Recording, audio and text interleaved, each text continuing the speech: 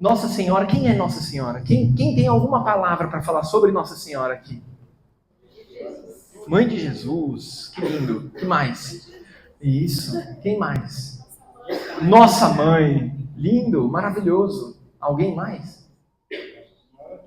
Nossa Senhora é tudo. Oh, beleza. Eu tinha um slogan que eu adorava, que eu tinha um imã de geladeira, né? E eu colocava no meu trabalho, que falava assim, ó, tudo com Jesus, nada sem Maria. Eu acho fantástico isso, maravilhoso. Nossa Senhora, nossa mãezinha. Ela é linda, né? Ela é linda. E a gente estava falando justamente na aula passada sobre dulia. Vocês lembram da dulia e latria? Você vê, faz muito tempo, né? Eu já nem lembro. Vocês podem me refrescar a memória? O que era dulia? O que era latria? Eu não lembro. A latria é a devoção que a gente tem a Deus. Né? Isso, é adoração, exatamente. É um culto de adoração a Deus. Deus é acima de tudo, ponto. E dulia? É a veneração aos santos. E para Nossa Senhora, como é que chama? Quero ver quem lembra. Oi? Ah, muito bem. Não colou que eu sei. Eu sei que você está atenta. Eu sei, tá vazio aí. Eu vi. Hiperdulia, porque Nossa Senhora. A Paty falou bem na semana passada também, não foi nem ontem, nem semana passada. Eu estava sentindo tanta falta de vocês. É hiperdulia, que a gente tem essa veneração por Nossa Senhora, acima de todos os santos, né? Isso, e é por isso que a gente vai falar hoje sobre ela. Ela ganha uma aula especial, especialíssima. A gente já falou bastante sobre ela, mas a gente vai continuar falando. Mas, vamos lá. Quem é Maria? Maria é a mulher. Ela é a mulher das Sagradas Escrituras. Eu não tenho hoje o pointer, né? Paciência. Ela é a mulher das Sagradas Escrituras. Quando a gente fala da mulher, é ela. Maria, o exemplo de mulher. Assim como o exemplo de homem é Jesus, Maria é o exemplo de mulher. E é dela que a gente vai falar hoje. Onde aparece Nossa Senhora mulher, a referência dela na Bíblia? Alguém tem uma ideia? Não? Então vamos lá. Quando Jesus está... Maria é a mulher das Escrituras. Quando Jesus está na cruz, prestes a morrer, uma das últimas palavras que ele vai falar é o quê? Ele vira para o discípulo, ele vira para Maria e fala, mulher, eis aí o teu filho. Vai virar para o discípulo que ele ama e falar, eis aí a sua mãe. E a partir daquele momento, diz a Bíblia que o discípulo recebeu Maria em sua casa. Essa Maria que a gente vê nas Sagradas Escrituras, ela é a mãe do discípulo amado. E aí eu faço uma pergunta para vocês, quem é o discípulo amado? João, mas quem é mais? Sou eu? Sou você? É você? É você? É cada um de vocês. Cada um de nós aqui somos esse discípulo amado que Jesus entrega a sua mãe para nós. E ali, a partir daquele momento, nós podemos também chamar de Maria de mãe. Porque ela é a nossa mãe, ela é a mãe da igreja, ela é a nossa mãezinha querida. Mãezinha do céu, como a gente canta, como as crianças também gostam de cantar. E essa mulher que a gente está falando, ela vai fazer referência não só ao Novo Testamento, que a gente está falando aqui, crucificação é o quê? Novo Testamento, certo? Mas ele vai remeter também ao Antigo Testamento. Por quê? Lá no Jardim do Éden, quando Adão e Eva estavam no Jardim do Éden e eles pecaram, Deus vai encontrar, e eu vou pegar a passagem aqui, tá? Eu fiz uma colinha dessa vez, para não ficar com aquelas Bíblias bem pequenininhas. Eu já não tô mais enxergando nada, sabe? Então eu preciso escrever um pouquinho maior. Em Gênesis capítulo 3, versículo 14, depois que Adão e Eva pecaram, Deus aparece, né? E vai tomar satisfação com Adão, com Eva, e depois ele toma satisfação com a serpente também. Então Deus disse à serpente, porque fizeste isto, porque ele provocou o pecado dos dois, porque fizeste isto, será maldita entre todos os animais e feras do campo. Andarás de rasto sobre o teu ventre e comerá pó todos os dias de tua vida. Por isso que cobra não tem pé, né? A cobra não tem pé, a cobra não tem mão. Lembra dessa musiquinha? Pois é, por isso. Você lembra, né? Lembrou, né? Que beleza. Porém, ódio entre ti e a mulher, e a tua descendência e a dela. Esta te ferirá a cabeça, e tu ferirás o calcanhar. Ou seja, aqui já está mostrando a hostilidade entre Satanás e a mulher. Quem é essa mulher? Eu repito para vocês. Quem é essa mulher? Nossa Senhora é a mulher. É a mulher do Novo Testamento, mas ela é também a referência do Antigo Testamento. Ela é do Gênesis, mas é ao Apocalipse. Ela é a mulher. É a mulher das Sagradas Escrituras. E aqui a gente vai ver que depois apareceu em Apocalipse, capítulo 12, versículo 3. Depois apareceu outro sinal no céu. Um grande dragão vermelho com 7 cabeças e 10 chifres. Bizarro, né? E as cabeças 7 coroas. Varria com a sua cauda a terça parte das estrelas do céu e as atirou na terra. Esse dragão deteve-se diante da mulher, que estava para dar à luz. Quem é a mulher que estava para dar à luz? Vamos ver aqui. A fim de que quando ela desse à luz, ele lhe devorasse o filho. E ela deu à luz a um filho, um menino, aquele que deve reger todas as nações pagãs com o cetro de ferro. Mas seu filho foi arrebatado para junto de Deus e do seu trono. De quem que a gente está falando? Quem é esse bebê aqui? Jesus Cristo é esse bebê. E quem que é a mulher que vai dar a luz a Jesus Cristo? Maria. Aqui a gente está vendo a inimizade do dragão com a mulher. É Maria quem é essa mulher. Faz sentido por enquanto? Dragão é o Satanás, né? É o inimigo de Deus. A quantidade de cabeças tem uma simbologia, né? A gente não pode pegar o Apocalipse e achar que tudo que está acontecendo lá é um animal que está lá. Não é isso. Mas cabeças e chifres, ele tem, por exemplo, o chifre ele tem uma simbologia de poder, né? Então o chifre significa poder. Não é chifrudo não, tá? Não é naquele outro sentido não, tá bom? E é isso aí. E para isso, nós temos também 4 dogmas marianos, que ao longo de todos esses 2000 anos de história, a igreja creu, porém, são dogmas que foram determinados ao longo do tempo, eles foram desenvolvidos ao longo do tempo. E aí a gente vai passar por cada um deles. Então lembra, são os 4 dogmas, isso daqui vocês vão ter que lembrar. 4 dogmas marianos. Primeiro deles, Maria, Mãe de Deus, ou Theotokos. Theotokos é em grego, quer dizer Mãe de Deus. Acontece o seguinte, que Deus, a igreja sempre acreditou, sempre creu, né? Estou falando errado, não, né? Sempre creu nesse dogma, Maria, Mãe de Deus. Só que ele foi instituído lá para o século IV. Depois que Nestório, que ele era um bispo acredito que seja Antioquia, não sei agora exatamente, mas ele era uma grande personalidade, ouvia a população gritando a Maria, né? Theotokos, Theotokos, Theotokos. Só que ele começou a achar que aquilo lá estava errado. Não, peraí. Maria é mãe de Cristo, mas não é mãe de Deus, porque você tem que separar. Ela é mãe do homem, mas não mãe de Deus.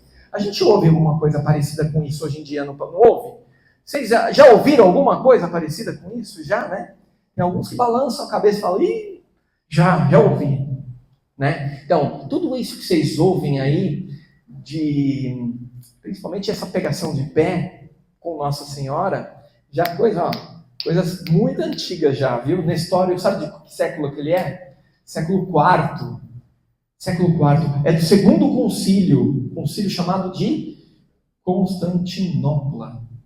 salvo engano, tá? Se eu tiver errado, eu corrijo depois. Mas é Constantinopla, onde, nesse concílio, a gente vai aprender, né? Os apóstolos não, mas os bispos, a igreja, ela vai se aprofundar no credo niceno-constantinopolitano. Aquele grandão que a gente reza de vez em quando. Vocês lembram qual que é? Creio em um só Deus, Pai Todo-Poderoso, Criador do céu e da terra e de todas as coisas visíveis e invisíveis. Creio em um só Senhor, Jesus Cristo, Filho unigênito de Deus, nascido do Pai antes de todos os séculos, Deus de Deus, luz da luz, Deus verdadeiro de Deus verdadeiro, gerado, não criado, consumido. E assim vai, tá? E assim vai. Mas por que aconteceu isso? Por causa desse cara, desse mentecapto chamado Nestório, né? E ele começou a inventar uma coisa que não, Jesus não é Deus. E aí ele começou a arrastar muita gente para o erro.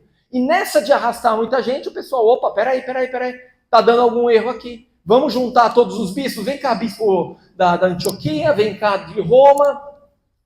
Na verdade foi o de Roma que chamou, né? Então o de Roma... O de Roma é o Papa, né? Então eles começaram a se juntar, todos os bispos da terra, né? do mundo, e eles se juntaram e falaram, bom, vamos decidir esse negócio aqui.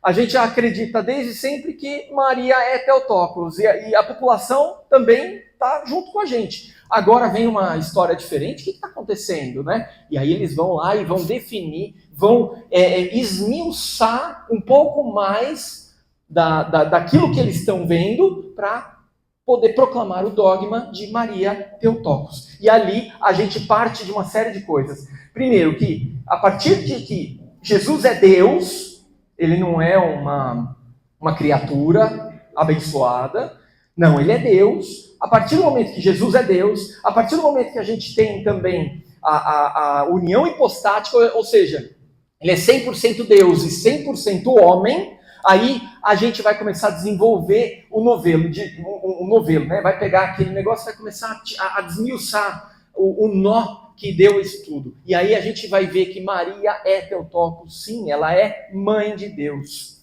E por que isso? Vamos lá, vamos às referências aqui. Em Lucas, deixa eu ver se eu coloquei alguma coisa aqui. Não coloquei. Lucas 39, coloquei a referência aqui sim, ó. Naqueles dias, Maria se levantou e foi às pressas às montanhas, a uma cidade de Judá.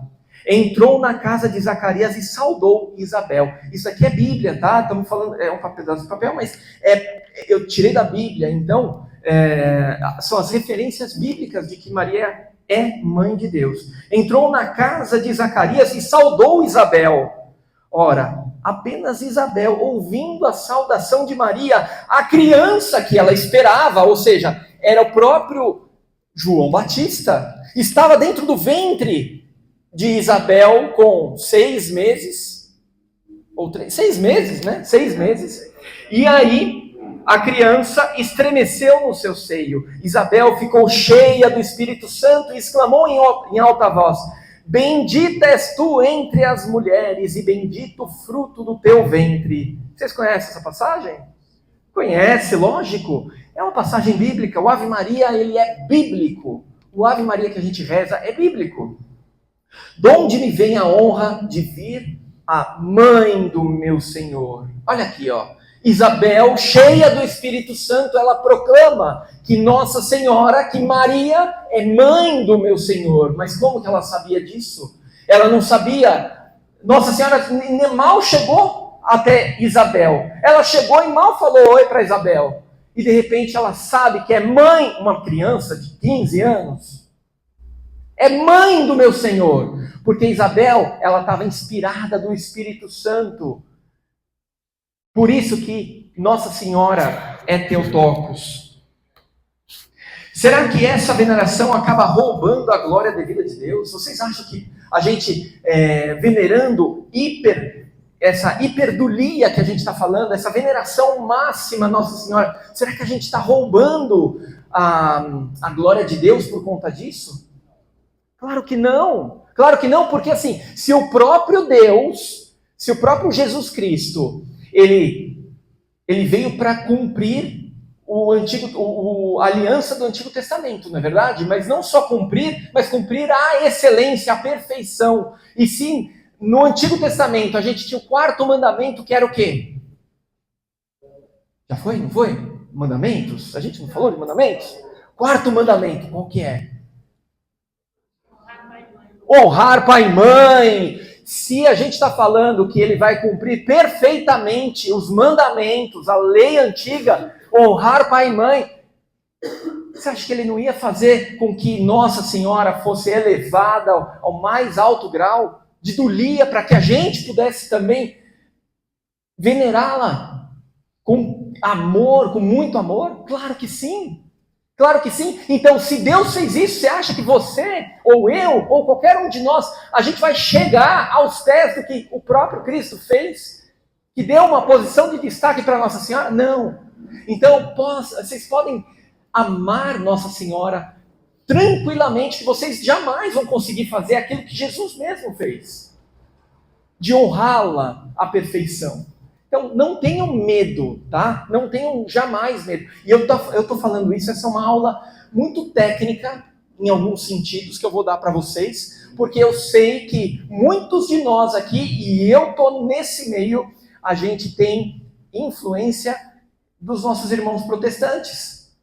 E essa influência aqui, o que essa aula vai querer? Qual que é o objetivo dessa aula, além de falar sobre Nossa Senhora, é que vocês tenham um amor aumentada exponencialmente por Nossa Senhora. E além disso, vocês possam também ter a certeza de que vocês estão no caminho certo. E não só isso, mais ainda, eu vou dizer para vocês, para que vocês possam ter argumentos eventualmente para até defender a Nossa Senhora. Porque se alguém vier falar mal da minha mãe, a minha mãezinha mesmo da terra, eu vou quebrar o pau com qualquer um. E por que com Nossa Senhora vai ser diferente? Vocês entendem? Então, a gente tem que saber, ter os argumentos para defender nossa mãe. É lógico que a gente não vai quebrar o pau com ninguém, não é essa a ideia. Não é apologia à briga, tá bom? Mas o que eu estou querendo trazer para vocês é que vocês defendam também Nossa Senhora. Se ela for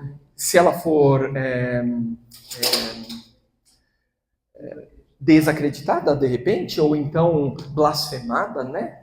Quando acontece esse tipo de coisa, a gente possa ter essa postura de defesa mesmo, como um filho que defende sua mãe. Ok? E aí, a gente tem uma outra coisa que ainda embasa um pouco mais a nossa certeza de que Nossa Senhora é Theotokos. Vocês já ouviram essa oração, a vossa proteção, a subtum para exídium? Eu não consigo falar direito essas coisas. Vocês já conhecem essa oração? Eu vou cantar uma música para vocês. Quem conhecer essa música, canta comigo, tá bom? Prometem? Conhecer, vocês cantam comigo. A vossa proteção recorremos. Conhecem? Santa Mãe de Deus, não nos desprezeis em nossas súplicas, em nossas necessidades. Ó Virgem gloriosa e bendita. Alguém lembrou aqui? Lembrou dessa? Isso daqui é uma oração do século. Dizem que é do século I, mas eu acho que é do século III. Gente, século III são os inícios do cristianismo. São os inícios. Essa oração foi encontrada e está hoje num museu, adivinha? Protestante. Deus, eu acho que gosta de brincar, né? Ele deixou na mão de um museu, acho que de presbiteriano, salvo engano. Mas ela existe e ela foi encontrada. E datada do século III, que seja, o primeiro século, mas é logo no comecinho. A vossa proteção recorremos, Santa Mãe de Deus. Santa Mãe de Deus. Desde lá a gente já fala isso. Além disso, a gente tem que Lutero, Calvino, Zwinglio, que são os pais do protestantismo, eles também confessavam que era Theotokos. Confessavam isso. Ou seja, Maria, até dentro dos protestantes, não é unanimidade que ela seja uma pessoa qualquer. Ela é uma pessoa importante até dentro do protestante, de algumas denominações protestantes. Ok? E por fim, na oração do Ave Maria, quando a gente fala, é um melhor jeito da gente honrar Nossa Senhora, né? A oração é toda bíblica. Quando a gente pega a primeira parte, né? Ave Maria, cheia de graça, o Senhor é convosco. Quem que fala isso? É o anjo Gabriel que fala isso. Bendita sois vós entre as mulheres e bendito é o fruto do vosso ventre, Jesus. Quem fala isso? Isabel, que a gente acabou de ver, né? E aí é um pedido que nós fazemos para ela, né? Santa Maria, Mãe de Deus, rogai por nós, né? Então, é isso que a gente faz. A gente reza, quando a gente está rezando a Ave Maria, recitando a Ave Maria, a gente está simplesmente recitando a Bíblia. Então não tem problema, não tem o porquê de ser tão contra assim Nossa Senhora. Então, esse é o primeiro, o primeiro dogma que a gente tem dos 4. Já o segundo é a virgindade perpétua de Nossa Senhora. Nossa Senhora, já diz o dogma católico que Nossa Senhora foi virgem antes, durante e depois do parto. Depois de Jesus, né? Antes, durante e depois. Sempre Virgem Maria. Ou seja, ela é antes do parto, porque quando o anjo Gabriel ele chega, ele já vai chegar e ele vai anunciar que eis que um anjo chegou a uma virgem prometida, não é verdade? Então, já vai falar isso. Nossa Senhora era virgem antes do parto.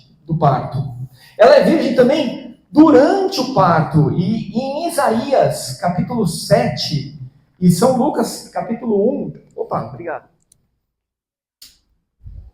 Vai falar também sobre isso. Vamos dar uma olhada aqui. Em Isaías, capítulo 7, vai falar: por isso, o próprio Senhor vos dará um sinal. Uma virgem conceberá e dará à luz um filho. E o chamará Deus conosco. Deus conosco. Emanuel. Alguém conhece alguém chamado Emanuel? Está muito na moda já de novo, né? O nome Emanuel. Deus conosco. Além disso, Lucas capítulo 1. Deixa eu ver se eu tenho aqui.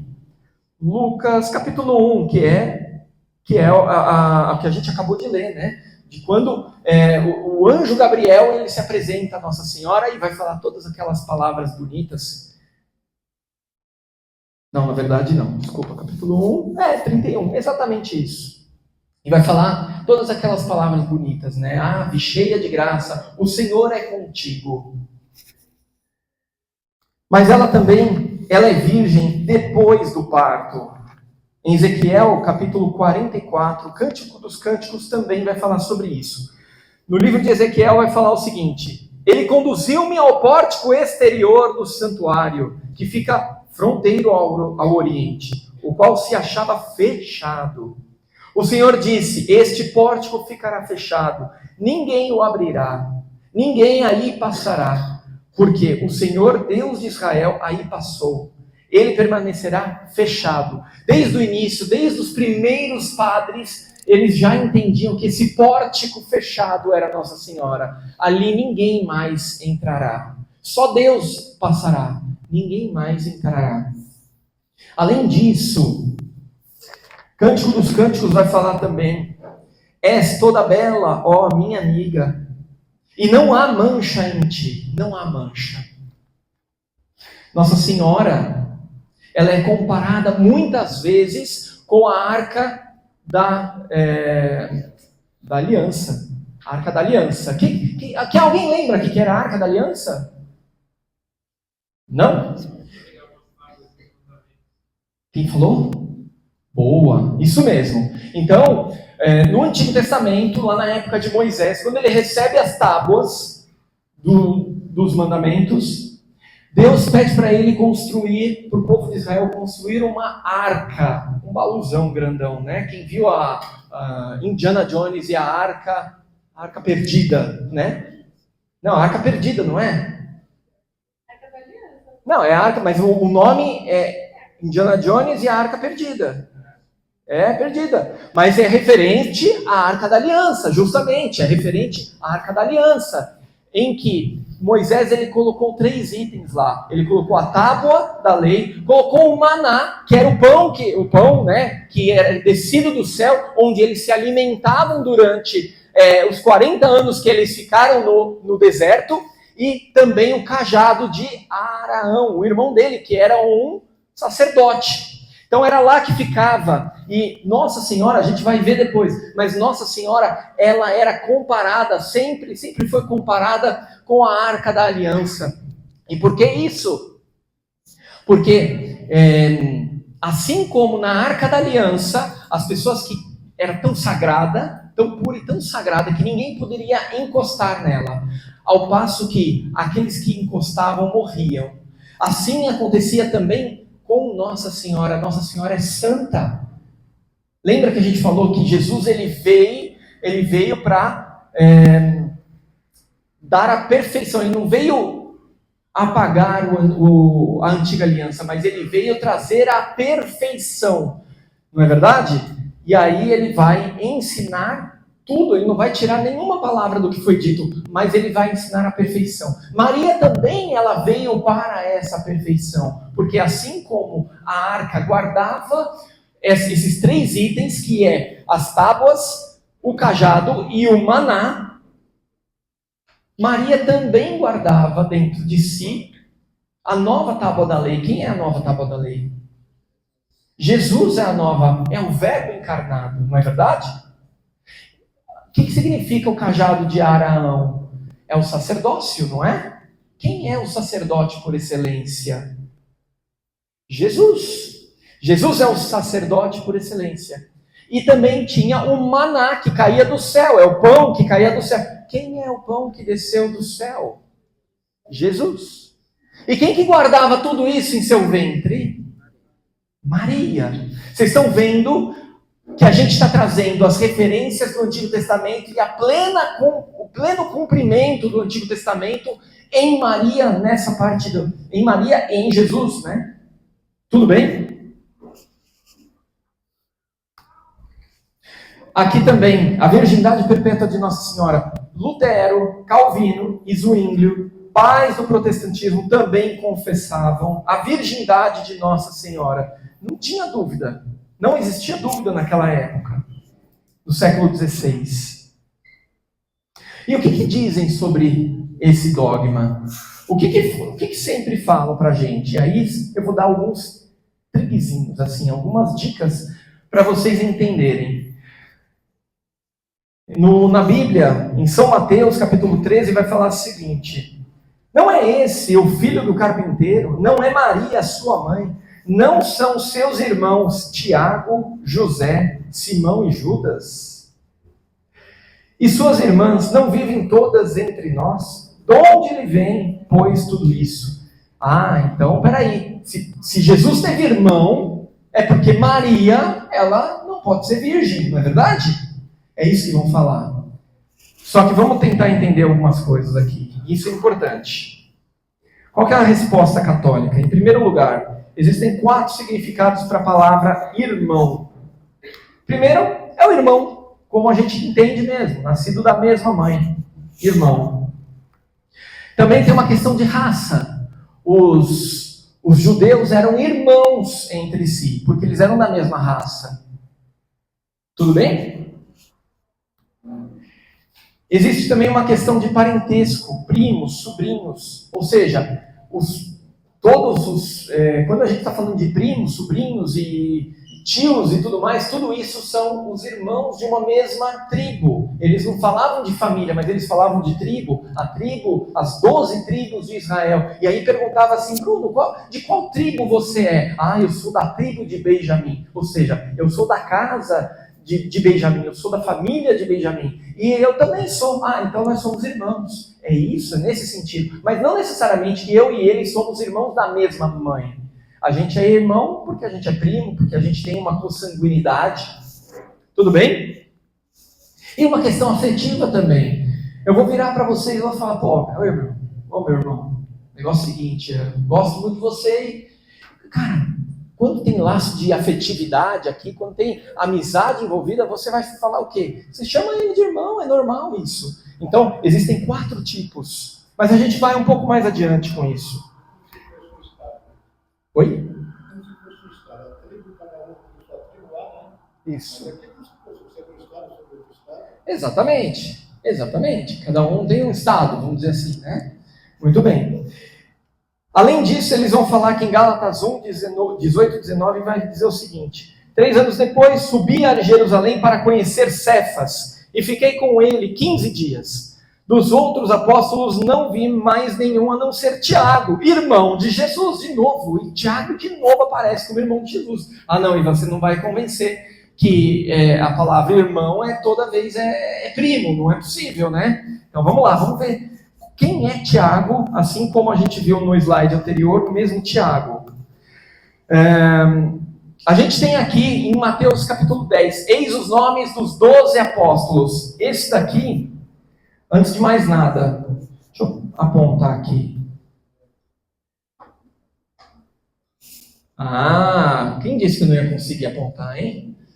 Aqui a gente está falando de um Tiago, não é verdade? Tiago, irmão do Senhor. Mas ele está falando de que Tiago? Dos outros apóstolos não vi mais nenhum a não ser Tiago. Estamos falando de um Tiago que é apóstolo, concordam?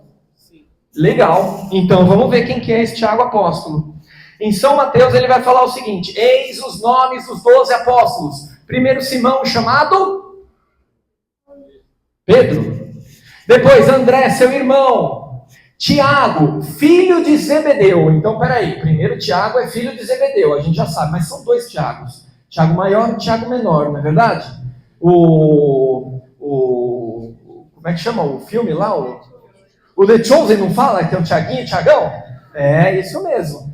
Então aí, Tiago, filho de Zebedeu. E João, seu irmão. Filipe, Bartolomeu, Tomé e Mateus, o publicano. Tiago, filho de Alfeu e Tadeu. Opa, então a gente tem os 2 Tiagos, um filho de Alfeu e outro de Zebedeu. Mas então Maria pode ter casado 2 vezes, né? Morreu José e aí a gente tem aí ela casando com Zebedeu ou com Alfeu, alguma coisa assim, não é verdade? Pois então vamos continuar aqui. Em Mateus a gente vai falar o seguinte, Mateus 27, quando está aos pés da cruz, havia ali também algumas mulheres que de longe olhavam. Tinham seguido Jesus desde a Galileia para servir. Entre elas se achavam Maria Madalena e Maria, mãe de Tiago e de José, e a mãe dos filhos de Zebedeu. Quem que é a mãe dos filhos? Quem que são os filhos de Zebedeu mesmo? Tiago. Então está uma Maria aqui que é a mãe dos filhos de Zebedeu. E o outro Tiago que é Maria, mas não é a mesma Maria, é a Maria, mãe de Tiago. Faz sentido agora? Maria é mãe do Tiago, sim ou não? Claro que não, claro que não. Outra coisa, um outro argumento muito fácil da gente desmascarar isso. Jesus na cruz, ele faz o quê? Que a gente estava falando aqui, ele vai entregar sua mãe para quem cuidar?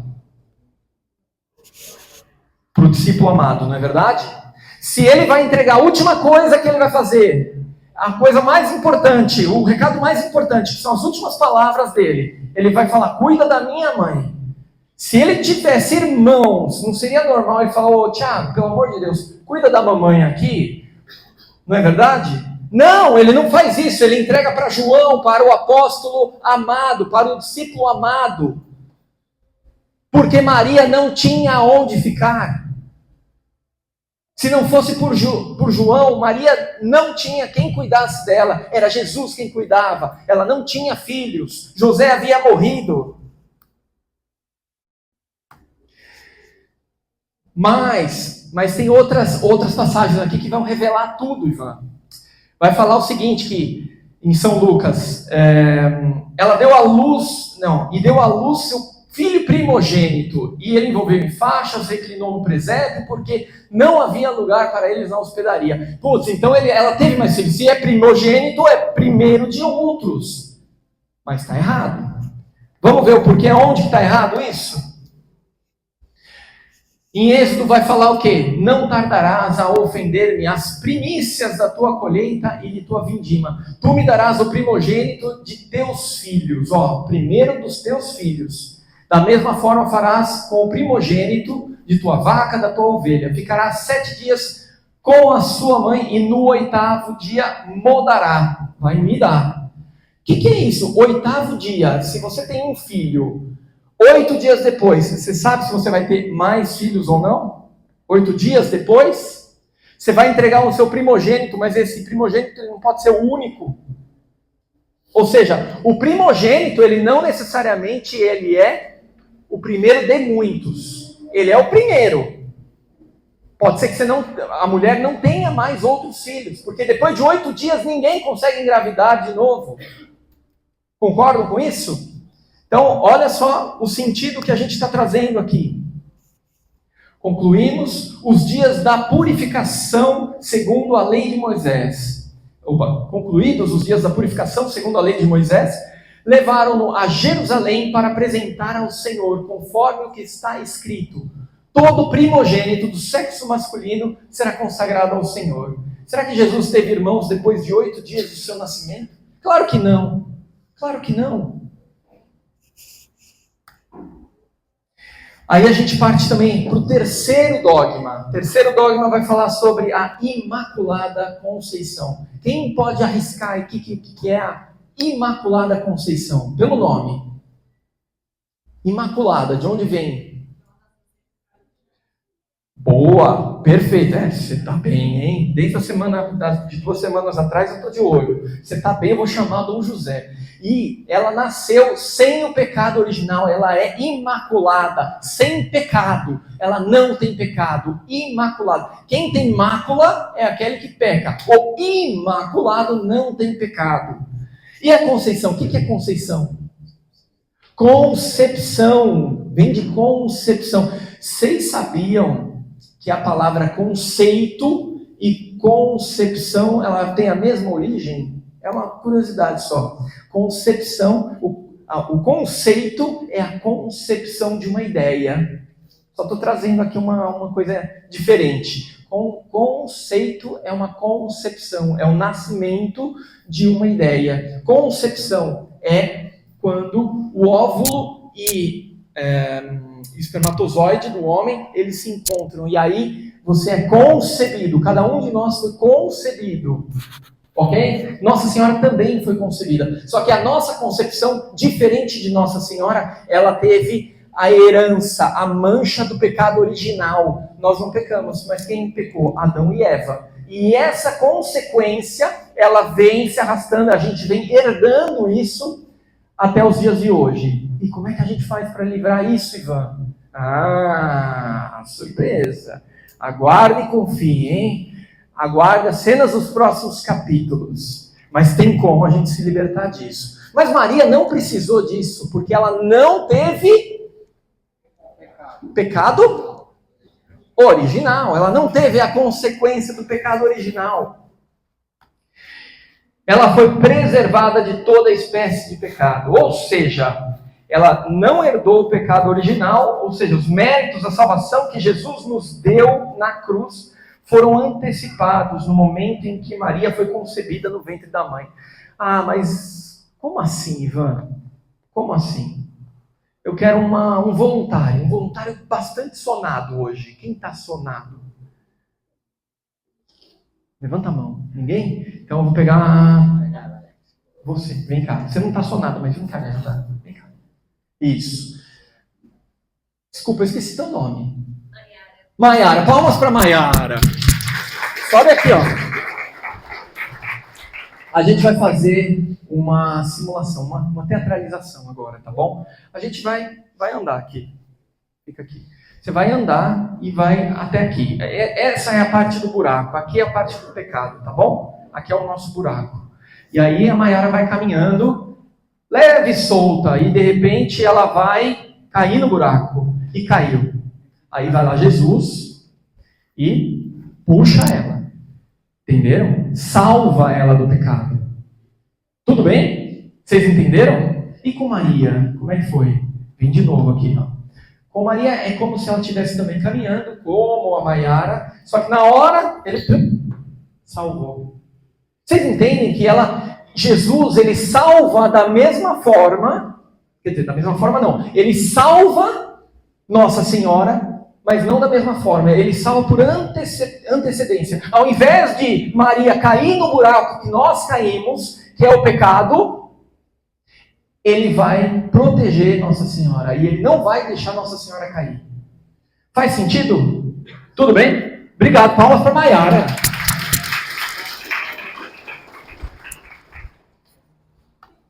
Ela nunca pecou, nem pecado mortal, nem pecado venial. Vocês lembram disso? O que era pecado mortal e venial? O que é um pecado mortal? Pecado é grave, né? Pecado grave. O que precisa para o pecado mortal? Ai, gente. Vamos lá. Primeiro, cumprir os 10 mandamentos. São 3 passos, é verdade. Primeiro, se você deixar de cumprir os 10 mandamentos... Segundo, vamos ver se vocês lembram. Se você tiver consciência. E terceiro, se você tiver liberdade. Liberdade. Então, consciência, liberdade e matéria grave. Se vocês tiverem consciência do que vocês estão fazendo, se vocês tiverem com liberdade de escolha, e se vocês estiverem ferindo um dos 10 mandamentos, uma matéria grave, vocês estão incorrendo em um pecado mortal. E o pecado venial, o que seria? É um pecado mais leve. Que, quando não tem pelo menos um dos 3. Se você não tem consciência, já não é mais pecado mortal. Pode ser venial, um pecado leve.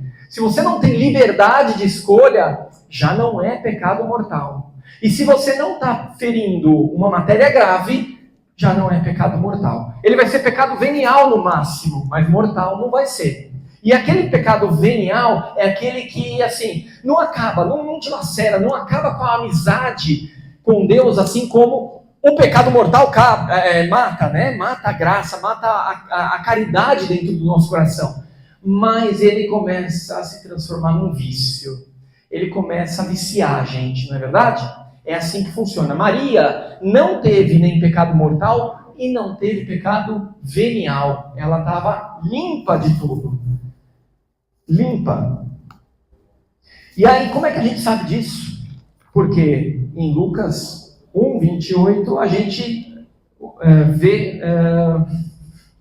1:28 não tem aqui, que é a passagem do anjo Gabriel falando, né? Ave cheia de graça, gratia plena, quando a gente fala em latim. E em grego é kekaritomenos. Nossa Senhora, é uma palavra super complicada que não se usa, só se usou para ela, na Bíblia inteira só se usa para Nossa Senhora, kekaritomenos. É a única que fala que é o original, né? Onde que vem isso? E o que significa isso? Significa que onde você está pleno de graça, pleno da graça de Deus, você não tem pecado. Por quê? Porque imagina o seguinte, imagina um copo, esse copo aqui, eu não vou conseguir encher ele de água, senão eu vou fazer caca, tá? Mas imagina esse copo aqui que eu vou encher ele um pouquinho, ele está pela metade, mas ele não está pleno de água, não está cheio de água, porque cabe mais. Quando a gente está falando que está cheio de graça, é o copo quase transbordando, não é verdade? Ou se é que ele já não transbordou. Concorda comigo? E onde tem a graça, tem pecado junto? Sim ou não?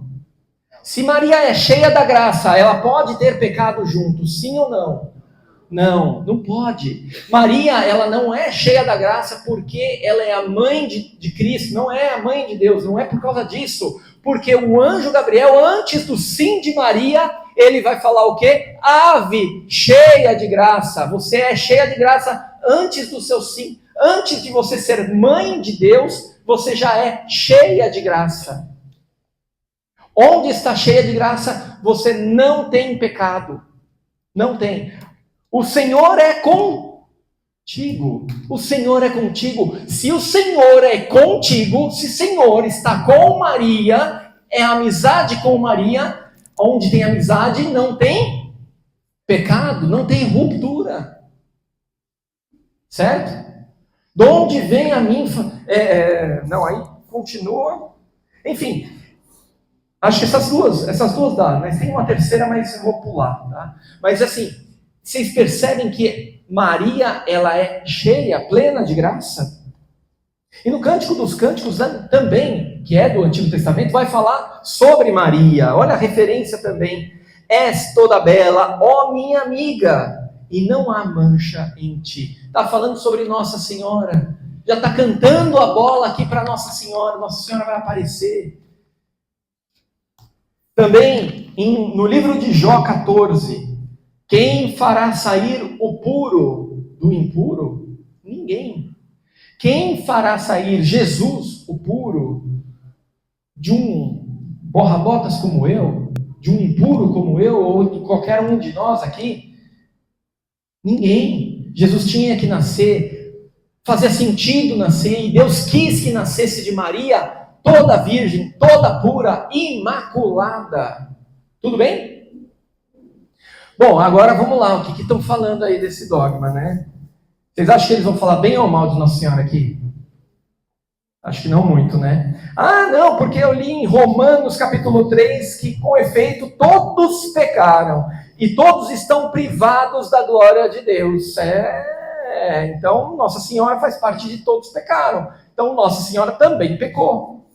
E a resposta católica é: existem exceções, gente. Quem são as exceções? Alguém pode chutar? Oi? Maria, né? Mas Maria no objeto aqui a gente não pode colocar como exceção, senão eu estaria roubando, tá? O próprio Jesus é uma exceção. Jesus é homem, não é verdade? Ah, Ivan, mas você não está roubando com Maria, mas está roubando com Jesus, porque Jesus é Deus, né? Pelo amor de Deus. Então tá bom. E se eu te dissesse que as criancinhas que morrem antes dos 7 anos de idade, também elas não pecaram? Também não houve pecado para essas crianças. E aqui, quando a gente fala de Romanos, quando a gente está falando de, com efeito, todos pecaram, não estamos falando da herança do pecado original. O São Paulo não está falando da herança do pecado original, ele está falando de que todos pecamos. Todos nós fazemos N. Certo? Todos nós. Mas existem exceções. Então, não é para levar ao pé da letra. E se até as criancinhas, e estamos falando de bilhões, milhões de criancinhas, se não bilhões, porque muitos abortos acontecem, muitas crianças ao longo de toda a história já nasceram e morreram prematuramente, não é verdade? Estamos falando de milhões, quiçá bilhões de pessoas. Se a gente tem tantas exceções assim, por que não Maria? Além disso, a gente tem o quê? Também dizem desse dogma: meu espírito se alegra em Deus, meu Salvador. Se ela precisava de um Salvador, é porque ela era pecadora. Ela precisava de um Salvador. A gente não viu aqui na nossa teatralização com a Maiara que Deus ele vai realmente salvar. Então, a gente está falando do quê? A gente está falando que a conclusão está errada, mas ela está certa no que a premissa está certa no que diz que existe sim um Salvador. Maria, ela foi salva, sim, ninguém está negando isso. Maria foi salva por Jesus, mas ela não caiu no pecado. Ela foi salva por antecedência, por antecipação. Ela não precisou cair no pecado, foi preservada do pecado. Em Lucas capítulo 2, vão falar o seguinte: concluídos os dias da purificação, segundo a lei de Moisés, levaram a Jerusalém, para apresentar ao Senhor. Ah, então peraí. Se ela teve que se purificar depois dos dias lá, né, dos 40 dias de purificação, ela teve que se purificar, então é porque ela era impura, não é verdade? Ah, te peguei agora, Ivan, te peguei, Igreja Católica. Então a resposta: Maria passou pela purificação, pois cumpria os preceitos como uma boa judia que ela era. Ou seja, ela cumpriu tudo aquilo exatamente, mas ela precisava ser purificada? Não precisava. O nascimento de Jesus, ele já foi um milagre. Ele não maculou miraculosamente não maculou a virgindade de Maria. Ela não estava impura. Então, Maria, ela conservava a pureza dela, mas ela fez para cumprir a lei. E Jesus também fez. Ele não precisava ser batizado, não é verdade? Jesus precisava ser batizado? E, no entanto, ele foi batizado. E aí ele falava, não, Senhor, pelo amor de Deus, eu não posso te batizar, não sou digno de desatar as correias da sua sandália, quanto mais te batizar. E aí ele fala, olha, faça agora o que precisa ser feito. Só faz o que precisa ser feito, não vai mexer nisso aí, vamos cumprir. Esse dogma foi proclamado em 1854, então ela é uma criação da Igreja Católica. Então quer dizer, até 1854 não existia. A partir daquele concílio do Vaticano I, agora vocês acreditam no dogma, é isso? Meus amigos, seguinte, o dogma ele só esclarece uma coisa que já é crida pelo povo, pela Igreja, desde sempre. Ela sempre foi acreditada, sempre foi crida, mas por alguma razão, naquele momento, viu-se a necessidade, a igreja estava madura o suficiente para bater o martelo e falar: Nossa Senhora é imaculada desde a concepção. E foi o que aconteceu. Até porque a gente tem Santo Ambrósio no século III, que ele fala: erguei-me não por Sara, mas por Maria, a Virgem, não apenas incorrupta, como a Virgem a quem a graça tornou intacta, livre de qualquer mancha de pecado. Século III já se acreditava nisso. Ou seja, 1854, século XIX, isso aqui só foi bater o martelo uma coisa que já existia, já todo mundo cria. E, finalmente, a nossa quarto e último dogma. Vocês vão conseguir lembrar todos os dogmas? Vamos testar? Não vai? Vamos testar o poder de memória de vocês? Se está que nem o meu ou não? O primeiro, qual que é? Mãe de Deus, Theotokos, Maria é mãe de Deus. E o segundo? Virgindade perpétua. Nossa, aqui vamos chamar o bispo também, hein? Virgindade perpétua de Nossa Senhora, virgem antes, durante e depois do parto. E, aliás, guarda um pouquinho aqui, ó. Na virgindade tem uma outra coisa que chama muita atenção, que eu não coloquei aqui. Quando ela encontra o anjo Gabriel fala: Ave, cheia de graça, o Senhor é contigo, né?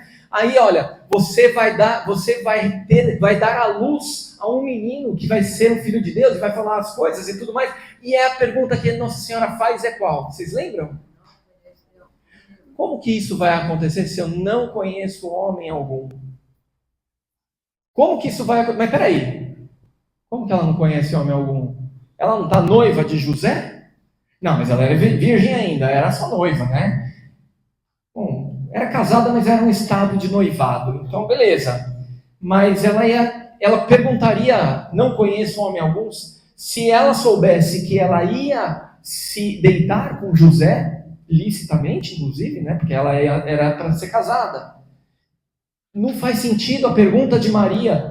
Na cabeça de Maria, se ela fosse ter relações sexuais com José, ela ia virar assim: tá bom, eu vou ter filho, o filho vai nascer, tá? Estou com José aqui, eu vou ter uma relação com ele e vai nascer o filho. Beleza, tá bom, acredito, tamo junto. Mas ela não fala isso. Ela fala: como isso se dará se não conheço homem algum?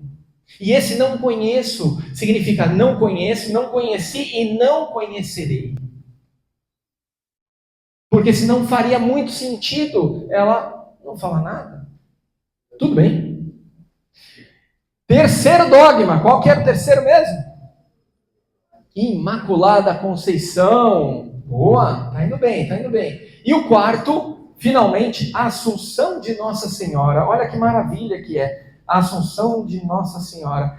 O que a Assunção diz? Basicamente, ela diz o seguinte: ela diz que o corpo e a alma de Nossa Senhora foi elevada ao céu. Ela foi de corpo e de alma, assim como Jesus. Qual a diferença? Qual que é a diferença de Jesus? Jesus, ele sobe pelas próprias forças. Ele sobe. Eu quero subir, ele vai lá e sobe. Assim como eu quero chegar daqui até a porta, eu vou lá e ando até a porta. Jesus subiu com as suas próprias forças. Desceu com suas próprias forças, se encarnou e sobe com as próprias forças. A ascensão. A ascensão. Maria não. Maria, ela dependia. Se eu quiser pular e falar, vou chegar no céu, eu consigo? Não. Maria também não conseguia. Ela foi levada por Deus. Ela é elevada ao status de rainha por Deus. E ela sobe de corpo e de alma. Alguém sabe se ela morreu, como é que foi a morte dela, ou se ela estava só dormindo? Isso ninguém sabe. O dogma, ela só proclama o quê? Nossa Senhora subiu aos céus de corpo e alma. Então a gente sabe que tem quem lá no céu de corpo e de alma? Jesus. Está em corpo, está ali, ó, você toca nele. E Maria também, você toca nela.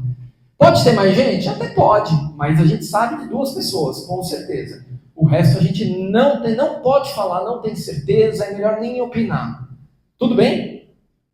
E ela sobe com as forças de Deus. Mas eu não sei se ela dormiu, se ela morreu. O negócio é o seguinte: há uma tendência forte para dizer que ela morreu, e há outra tendência forte para falar sobre a dormição de Nossa Senhora, ou seja, ela dormiu. Mas essa dormição também significa que é um sinônimo para falar que ela morreu. Tanto que Jesus, ele dorme na cruz. É a dormição de Jesus na cruz. Mas ele dormiu?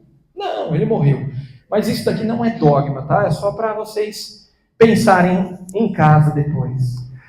A Bíblia não fala explicitamente sobre esse dogma. Não fala, não existe. Mas existem algumas coisas que nos ajudam a entender esse dogma um pouco melhor. Primeiro, porque nem tudo que aconteceu está escrito na Bíblia. Tá bom? Se algum irmão protestante fala, mas cadê? Me prova que ela... Não, a gente não precisa provar na Bíblia. Eu estou mostrando aqui, estou provando biblicamente, ó.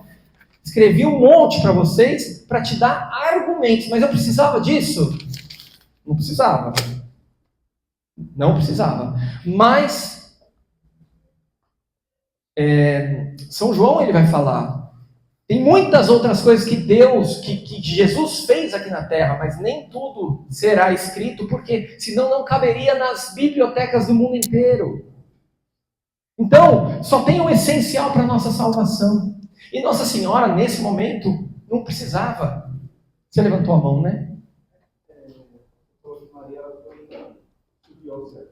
Isso, chama Assunção. Isso. Perfeito, Elias e Enoque, é o que a gente vai falar exatamente em 3, 2, 1. Ele pegou, hein, cara? Eu vou chegar lá então. A Assunção aconteceu depois de fatos narrados. A Assunção aconteceu depois de fatos narrados do Evangelho. Ou seja, os Evangelhos eles foram escritos e depois aconteceu a Assunção. Por isso que não está lá. Por isso que não fala nada. Na Sagrada Tradição nós temos a confirmação do dogma, ou seja, o que é a Sagrada Tradição se não é o boca a boca, os apóstolos falando para os outros bispos que falaram para os outros e chegando até nós aqui. Então pela tradição nós já acreditamos e é a Santa Tradição, Sagrada Tradição. Indícios da possibilidade que outros não morreram. Aí, meu amigo, você matou minha aula, hein, hoje. Matou minha aula. Por quê? Porque em Hebreus 11 vai falar que pela fé Enoque foi arrebatado sem ter conhecido a morte e não foi achado, porquanto Deus o arrebatou. Mas a Escritura diz que antes de ser arrebatado ele tinha agradado a Deus. Olha lá, não é verdade? A Bíblia nunca falou que Maria, ela não foi assunta. Então, ela não fala nada. Beleza? Então você não pode falar que ela não foi. Eu tenho certeza que ela não foi. Porque a Bíblia já não fala. E aqui a gente tem indícios de que outras pessoas foram arrebatados, foram tirados do meio do povo. Subiram aos céus. Certo? Enoque foi um deles. O outro, meu amigo, como é que se chama? Eudo. O Eudo estava me falando também, aqui ó. Eis que se passou no dia em que o Senhor arrebatou Elias ao céu num turbilhão. Elias e Eliseu partiram de Gálgado. Olha lá, mas alguns exemplos de que outras pessoas foram arrebatadas. Eis que vos revelo um mistério, nem todos morreremos, mas todos seremos transformados. Isso é a primeira carta de Coríntios. Não é do Corinthians não, tá? Nem tá no Mundial, esquece o Corinthians. Tá bom? Esquece do Corinthians. E o palmeirense não sorri não, eu tô sabendo que tem palmeirense aqui. Vai perder do Botafogo. Mas vamos que vamos. A carta de Coríntios foi o São Paulo, foi o tricolor, olha lá, não, foi o São Paulo que escreveu, não é verdade? É, isso mesmo, olha lá. E ele fala que nem todos nós morremos, nem todos, mas todos seremos transformados. Então existem aqui algumas exceções, tá? Mas ainda assim não tem nada na Bíblia, é verdade, olha. Porém, a gente tem o seguinte, que a figura de Jesus e de Maria, eles são os novos Adão e Eva. Porque assim como no Antigo Testamento, Deus começou a humanidade com Adão e Eva, agora no Novo Testamento, Deus quer começar uma humanidade nova, uma aliança nova com um novo Adão e uma nova Eva. Em Apocalipse, quem escreveu Apocalipse foi João, lá perto do ano 100, tá bom? Só para vocês terem uma ideia. Ou seja, ano 100 Maria já tinha morrido, já tinha sido assunta, a gente não sabe se foi morta, né? Desculpa. Mas ela já estava assunta, ou seja, já tinha encontrado com Deus. E João, ele vai ter uma visão em Apocalipse, que é a Arca da Aliança. Opa, olha só. Que vai falar o seguinte, ó.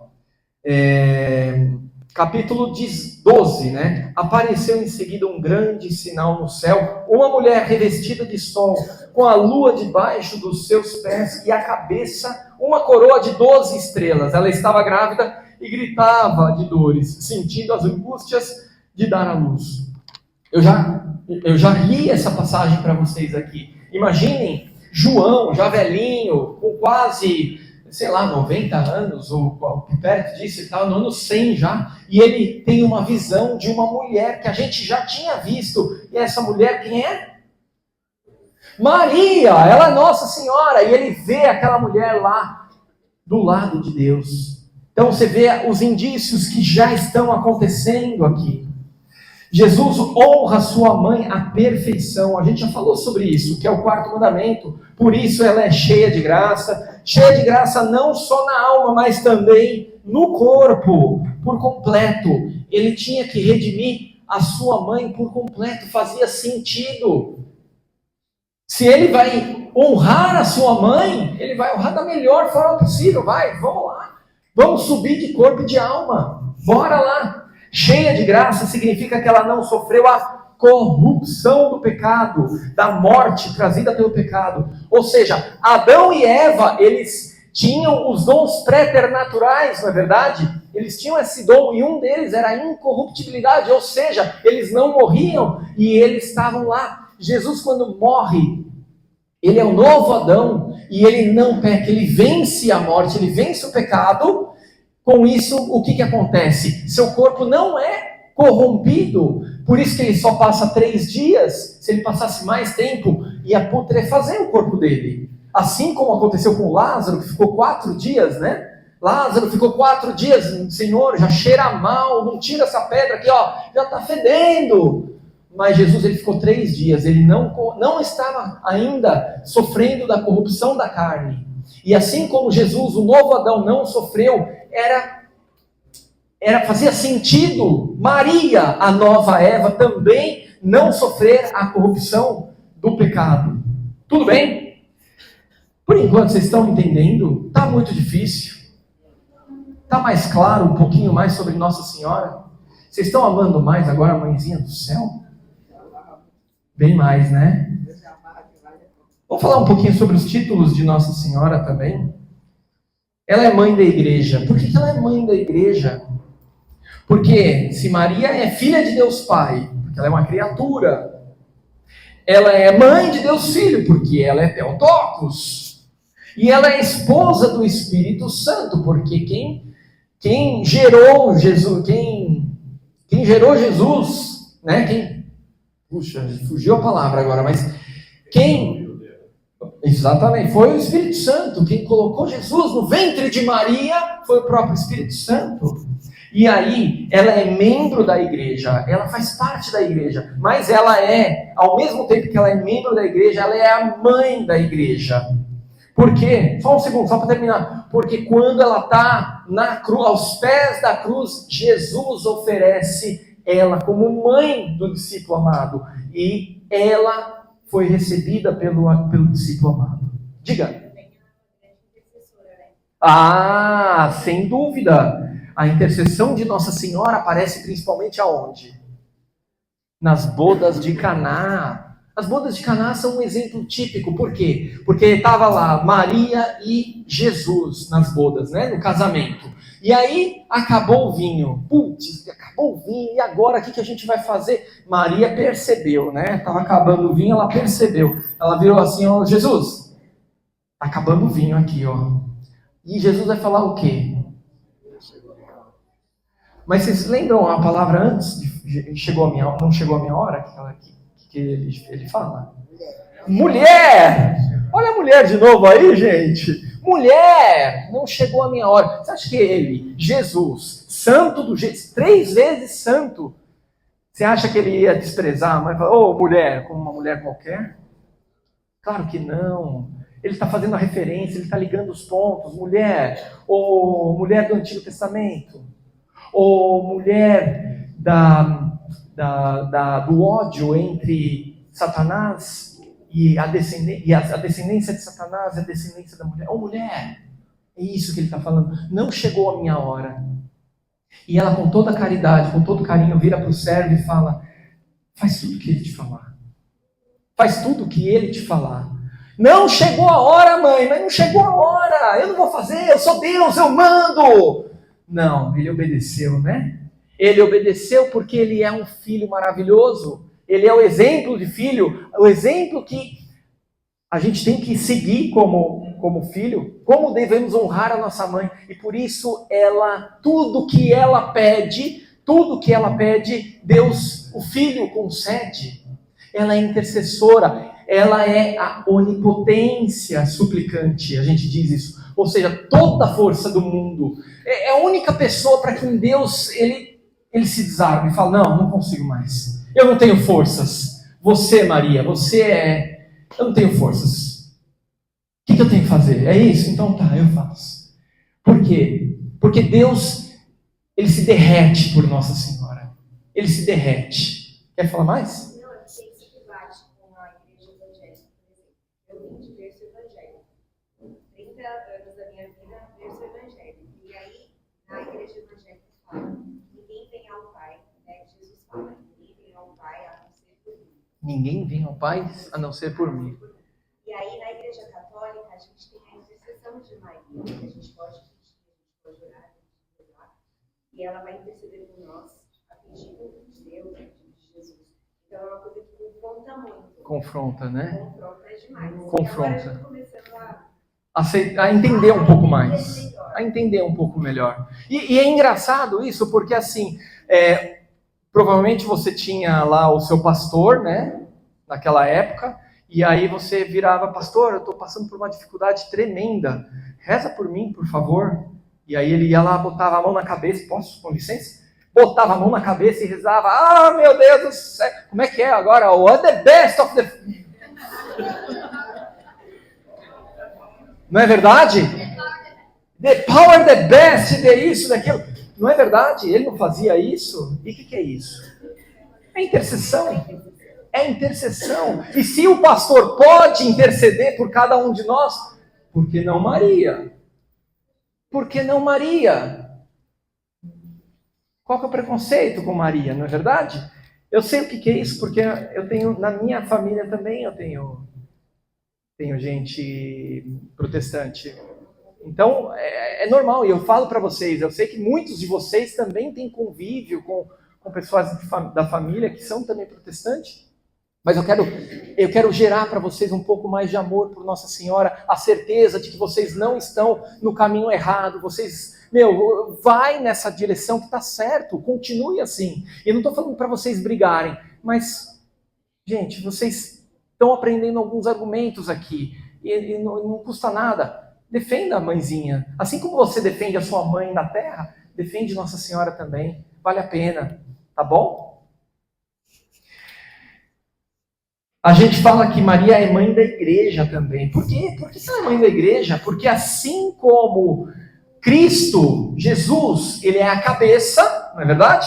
Jesus é a cabeça e a igreja é o corpo místico de Cristo. Não é isso que eu sempre estou falando aqui? A gente sempre está falando? Então, beleza. Se Maria deu à luz a cabeça, seria uma aberração se ela não tivesse parido, dado à luz ao resto do corpo.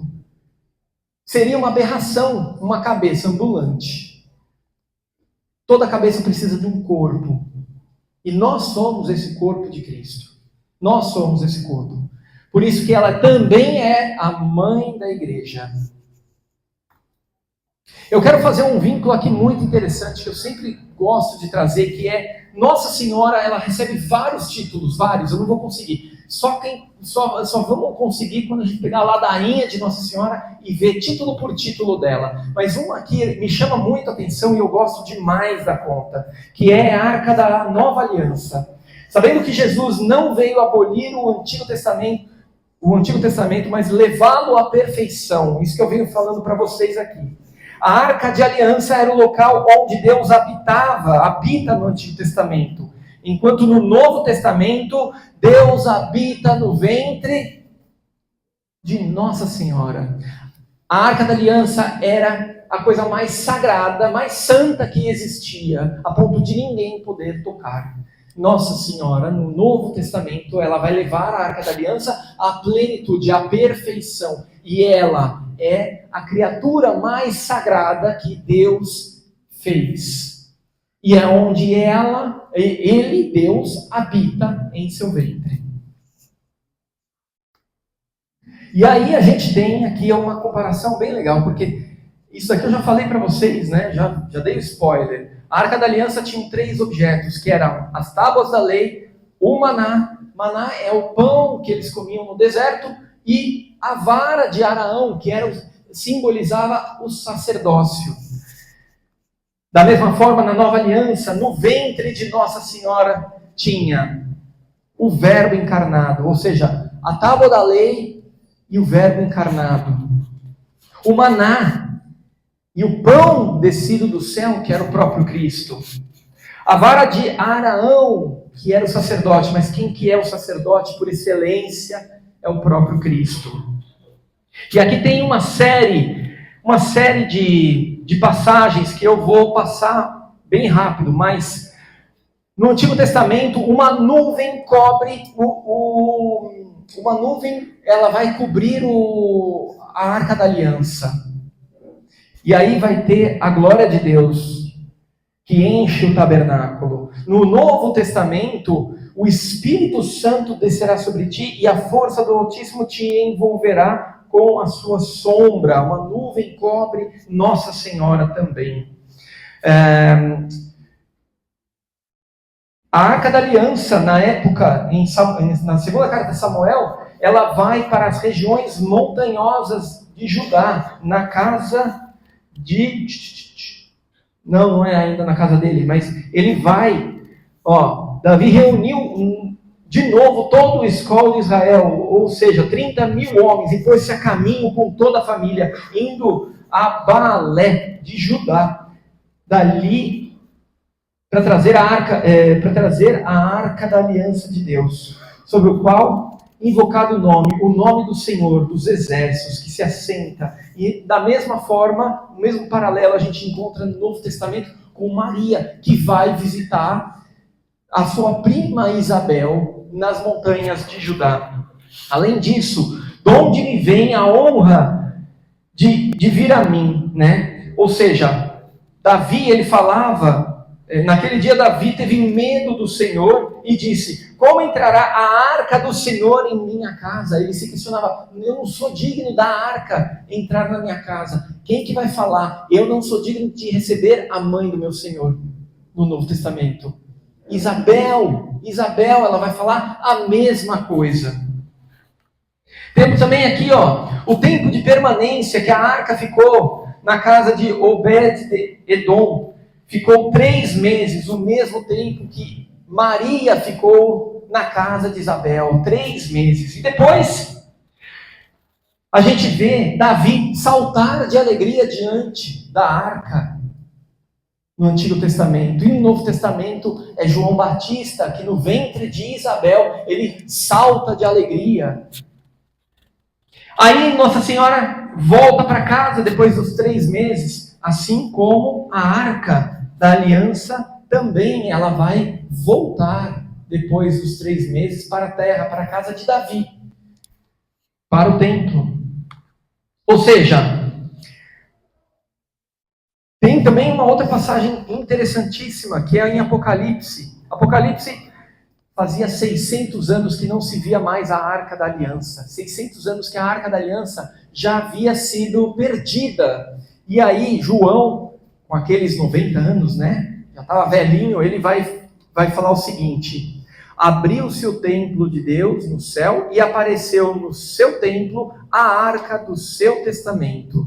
Houve relâmpagos, vozes, trovões, terremotos e forte saraiva. Ou seja, fazia 600 anos que não aparecia. E de repente ele linka essa arca da aliança com... apareceu em seguida um grande sinal no céu. Uma mulher revestida de sol com a lua debaixo dos pés. E aí a passagem que eu já li para vocês. Ou seja, nos versículos seguintes, um após o outro, ele vai falar da arca, que já tinha sumido, já ninguém mais lembrava da arca. E ele vai falar de Maria, como que mostrando a arca, a nova arca é Maria. Maria também era a mãe, a rainha mãe, a Gebirá, é um nome que se dava lá na Judéia. As mães dos reis, elas eram tão importantes, né? Tão importantes que elas sentavam-se do lado do rei, elas tinham um trono para ela. Não eram as mulheres dos reis. Davi tinha um monte de mulher, mas foi a mãe de Salomão quem sentava do lado de Salomão, do rei Salomão. Então, se Jesus é rei, Maria, sua mãe, é a rainha, é essa rainha mãe que os judeus eles tinham por tão boa conta. Aqui eu já falei, né, da tradição judaica, então vou pular. E a gente tem alguns exemplos na primeira carta de Reis. Mas tudo que Nossa Senhora pede ao Filho, Ele atende. São as bodas de Caná, que nós já conversamos bastante sobre isso. A rainha mãe, ela é justamente essa pessoa que intercede pelo povo. É a pessoa que está lá e tudo que ela pede para o rei se vê obrigado a fazer. Depois do rei, aquela que mais tem dignidade é a rainha mãe. Tudo bem? Vocês estão conseguindo acompanhar? Vamos ver se é verdade isso? Eu vou falar para vocês então uma coisa, eu quero que vocês coloquem na cabeça, tá? Imaginem uma mulher que seja virgem, uma mulher que seja virgem e imaculada, uma mulher que é virgem, imaculada e recebe a visita de um anjo. De quem que nós estamos falando aqui? E se eu te disser que Eva também era uma mulher, ela era virgem, ela era imaculada, ela não tinha pecado, e ela recebe também a visita de um anjo. Que anjo foi esse? Um anjo caído, né? Satanás, era anjo. Vocês entendem o paralelo que eu estou tentando trazer entre Eva e Maria. Quando a gente está no Éden, Éden é o Antigo Testamento, é Adão e Eva. A cruz é Jesus e Maria. Eva é mulher, Maria é mulher. Virgem, virgem. Imaculada, imaculada. Recebe a visita do anjo, que desgraçou as nossas vidas aqui, né? E ela recebe a visita do anjo, que salvou as nossas vidas. Adão e Eva, eles se correspondem ao novo Adão, Jesus, e a nova Eva, Maria. E se do lenho da árvore da vida houve o pecado, do lenho da cruz de Jesus houve a salvação. Se tudo isso aconteceu no jardim do Éden, também era necessário que a salvação viesse do jardim do Calvário. Se Satanás tenta Eva, Satanás também tenta Maria a desistir de tudo, né? Eva é tentada, ela é tentada a pegar o fruto proibido. Maria é tentada a não entregar o fruto do seu ventre. Maria diz o sim dela. Adão se vê nu e isso lhe causa vergonha. Jesus, nu, reveste a humanidade de dignidade. Olha que lindas essas comparações aqui quando você olha o Antigo Testamento à luz do Novo Testamento. Ela vai ter também outros títulos, tá? Aqui eu vou passar bem rápido porque já acabou o tempo. Mas ela é bem-aventurada, imaculada, mãe de Davi, torre de Davi, terrível como um exército em ordem de batalha, que nem aquela música que a gente canta, brilhante como o sol, roga pelos pecadores, sempre virgem, sede da sabedoria e a assunção de Nossa Senhora. Se vocês quiserem ver os títulos de Nossa Senhora, está tudo na ladainha dela, tem vários títulos, e é muito lindo. Se vocês procurarem saber, opa, esse aqui me chamam Torre de Davi, o que significa isso? Procurem saber. Né? Hoje tem muita chance, muita coisa para vocês procurarem. Muito legal. Tá bom? E eu queria fazer também antes de terminar, só fazer uma reflexão aqui. Eu falei muito da parte técnica, né? Falei de Maria como uma tecnicidade, e eu quero trazer um pouco mais agora do coração. Nossa Senhora, para mim, ela é, mas ela é aquela tábua de salvação que eu sempre me coloco, sempre. Estou com um problema no trabalho, aquele nó que não consigo desatar de jeito nenhum, eu vou lá e rezo para Nossa Senhora Desatadora dos Nós, e no mesmo momento, no mesmo dia, aquele nó se desfaz. É impressionante. Nossa Senhora, eu estava falando para você que eu também tenho gente evangélica na minha casa, né? Nossa Senhora vem acompanhando a minha família, pelo menos desde a minha avó, tá? Pelo menos desde a minha avó, eu tenho vários testemunhos que não vai dar tempo de contar. Mas a minha mãe, ela se converteu, ela era católica, mas uma católica meia boca, nos anos 80, 90, e ela se converteu e virou evangélica. Ela não tinha a fé que a gente está transmitindo agora para vocês. Ela não tinha o conhecimento que eu estou transmitindo, ou estou tentando transmitir para vocês agora. Então ela fraquejou, e por causa disso ela virou evangélica. E até hoje ela é. Mas eu acredito muito na veracidade da oração dela, do coração dela. Porque ela tem muita verdade nisso. Mas como evangélico, ela não acredita em Nossa Senhora como nós cremos nela, né? E tudo bem, paciência, um dia vai chegar. Mas eu tenho certeza que Nossa Senhora está olhando por ela. Primeiro porque a minha avó era mariana, assim, absurdamente mariana. Morreu há pouco tempo, e a morte dela, minha mãe estava do lado do leito dela. E ela estava no hospital, e de repente, ela rezando, Ave Maria cheia de graça, rogai por nós pecadores, agora e na hora de nossa morte. ela rezou isso a vida inteira dela. A vida inteira ela rezou. E não foi diferente. Minha mãe conta que depois estava só ela e minha avó já delirando por conta da vida que vai se esvaindo, né? Ela já estava delirando e de repente elas já estavam há 20 dias no hospital e minha mãe já conhecia todo mundo, todos os médicos, enfermeiras, ajudantes, auxiliares, conhecia todo mundo. De repente entrou uma mulher e essa mulher ela não conhecia, foi trazer o café. E ela não conhecia essa mulher. E a mulher ela virou e falou o seguinte: ela não está bem, eu estou vendo que ela não está bem, posso rezar por ela?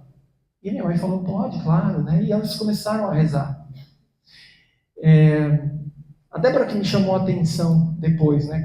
Enquanto minha mãe contava, gente, era Nossa Senhora visitando a minha avó. Porque depois de alguns minutos, algum pouco tempo, minha avó ela fecha os olhos definitivamente e ela tem a sua dormição, né? E ela vai dormir. Isso foi há um mês atrás? Nem isso, né? 1º de junho. Eu tenho a absoluta certeza, eu e a Débora, a gente tem a absoluta certeza de que era Nossa Senhora em socorro da minha avó. E ela fez isso do lado da minha mãe para que minha mãe tivesse um dia, quem sabe. Minha mãe, ela se chama Maria Cristiane, não é à toa. Ela é a Maria do Cristo.